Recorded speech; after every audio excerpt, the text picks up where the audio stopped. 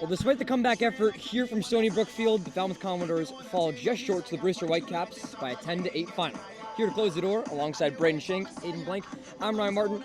Aiden, we'll start with you. It was a nice start for Falmouth, though. You got top of the first inning, Zion Rose with his second home run of the year, scores 2, and it looks like the Dores will be in business. You did string together runs a little bit better than you had been recently. The hitting was, I don't think, stopped at any point during the game, minus those, second through fourth innings that you went down 1, 2, 3.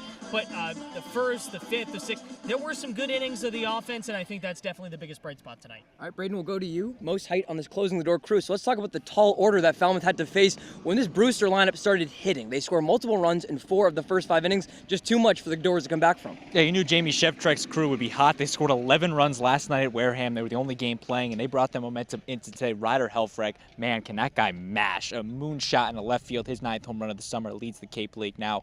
But just the Brewster bats didn't shy away. Whenever they needed runs, they got runs and more, 10 in the ball game. It's a tough team to compete with, and the pitching, they did their part for the most part, but again, it was just 10 runs. You can't give that up. I mean, 8 runs should win you a Cape Cod Baseball League game. Yeah, you mentioned that pitching, slowly bringing it back into it, and Aiden, this was a Falmouth team that kept themselves into it, down 10-8, going into the top of the 9th.